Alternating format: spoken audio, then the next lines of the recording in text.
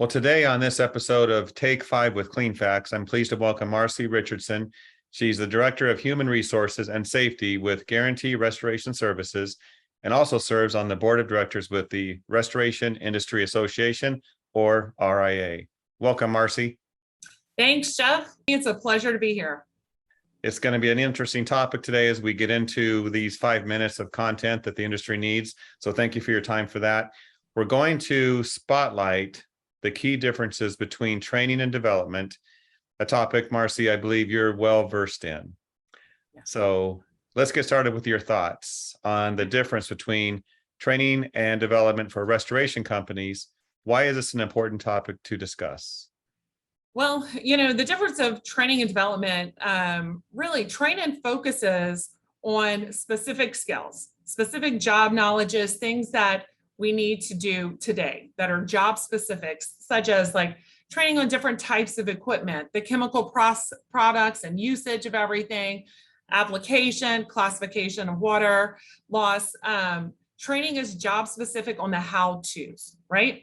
Development focuses on the growth of the entire person to grow the employee beyond what their current job is. So if you've identified that employee for future growth, for a management position, whatever it may be, that's what development is.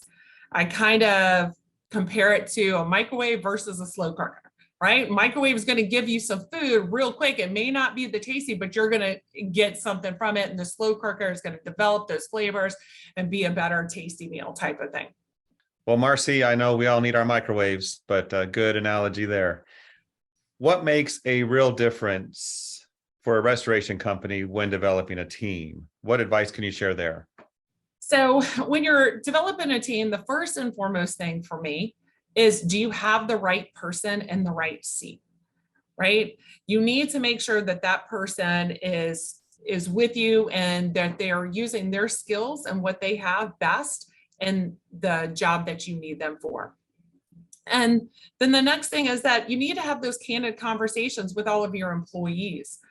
You don't know what their pathway is, what are their goals, if you're not talking to them. And if you're looking about developing, how do you know who to develop? One of the things that I'm very much a proponent is talk to all the employees in every department, right? Just because somebody is in one department, they may be a little more quiet, but they have some skill set that's going to really benefit you and your growth that's in another department. So I want to make sure that you're having those candid conversations of where people are and where they're growing. And the last and the major difference to me is the trust. When you're developing a team, that the employer and the employee need to trust the process, that when the employer says, hey, we're going to lead you on the journey, we're going to see and show you, here's your pathway, right? They need to trust that that's actually going to come to fruition, that that employer is going to put them in that process and make sure that those goals are being met. Any final words of advice you would offer those listening? We still have about a minute left. Okay. So final words or final thoughts is that training and development needs to be part of everybody's business strategic plan. We look at, hey, we're going to grow. Where are we going to revenue? What verticals are we going to hit? What areas? But not many people actually look at training and development in their strategic growth of where they want to go. I mean, at the end of the day, in the restoration business, we all are in the people business, right? So we're always looking to help and to make people's lives better on the outside, but what are we doing inside?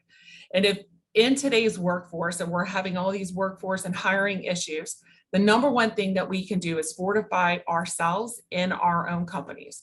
Training and development is number one and key into doing that.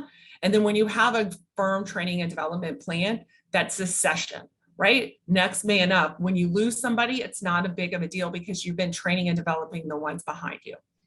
So thank you, Marcie. Good stuff. Thank you, Jeff. See you at the RA show. Absolutely. Be there. All right.